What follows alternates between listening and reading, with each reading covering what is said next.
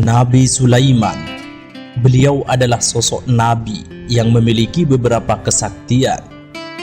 Bahkan sebagian ulama menyatakan bahwa di antara kesaktian Nabi Sulaiman terletak pada cincinnya. Para ulama tafsir berbeda-beda dalam menafsirkan Al-Quran surat Shad ayat 34. Namun yang paling menonjol dan mengundang perbedaan adalah perihal kisah jimat Nabi Sulaiman alaihi salam. Dalam kisah itu disebutkan bahwa setelah jin sukses mencuri jimat Nabi Sulaiman, maka jin menggagahi semua istri sang nabi selama 40 hari. Kisah semacam ini disebutkan dalam beberapa literatur tafsir tatkala memasuki pembahasan tentang apa yang dimaksud dengan fitnah atau ujian yang Allah Subhanahu wa Ta'ala sebutkan dalam firman-Nya, yaitu dalam Al-Quran surat Shad ayat 34. Walaqad fatanna Sulaimana wa alqaina ala kursiyyihi jasadan thumma anab. Artinya, sungguh kami telah menguji Sulaiman dan kami letakkan sebuah jasad di atas singgasananya, kemudian dia bertaubat.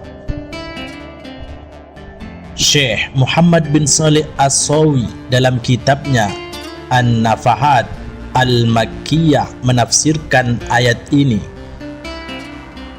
Dan sesungguhnya kami telah menguji Sulaiman, kami telah mencobanya dengan suatu ujian, yaitu kerajaannya dirampas oleh orang lain. Demikian itu karena ia pernah menikahi seorang perempuan yang ia sukai. Hanya perempuan itu termasuk orang yang menyembah berhala tanpa sepengetahuan Nabi Sulaiman.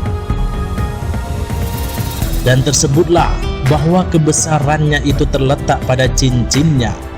Kemudian pada suatu hari ketika ia bermaksud untuk pergi ke kamar mandi, Nabi Sulaiman melepaskan cincinnya itu, lalu ia menitipkannya kepada salah seorang dari istrinya yang bernama Aminah.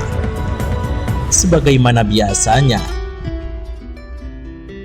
setelah ia pergi, tiba-tiba datanglah makhluk jin yang menyerupai Nabi Sulaiman. Kemudian jin itu mengambil cincin dari Aminah dan langsung memakainya. Dan kami dudukkan pada singgasananya sosok jasad, yaitu jin tersebut yang bernama Sakhr atau jin lainnya.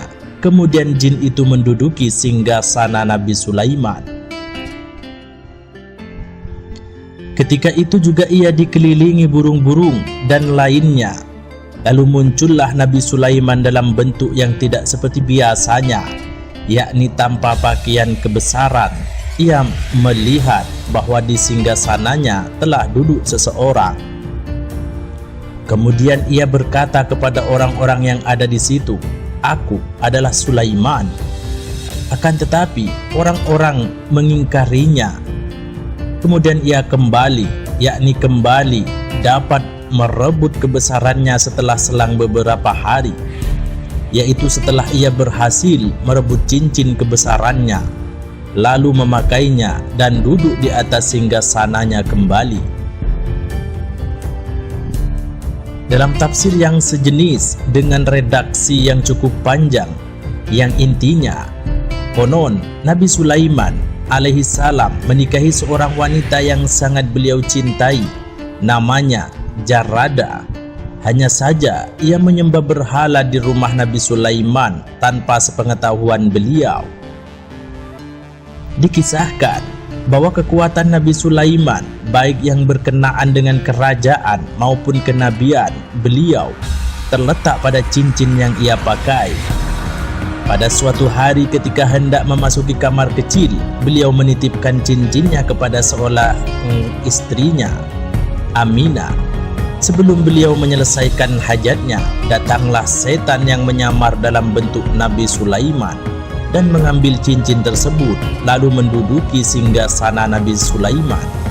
Akibatnya, Nabi Sulaiman kehilangan kekuatannya. dan berubah bentuk, kemudian terusir dari kerajaannya. Imam At-Tabari menyebutkan bahwa nama setan atau jin tersebut adalah Sakhar. Demikianlah menurut Ibnu Abbas dan Qatadah. Menurut pendapat lain, nama jin itu adalah Asif, kata Mujahid. Menurut pendapat yang lainnya adalah Asruwa, yang juga kata Mujahid. Sedangkan menurut As-Sadi, nama jin itu adalah Habyak. Iblis itu pun berkuasa dan menggagahi para istri Nabi Sulaiman sampai pada masa haid mereka. Hingga akhirnya Nabi Sulaiman menemukan cincinnya kembali dalam perut seekor ikan yang dia dapatkan dari seorang nelayan tempat beliau bekerja.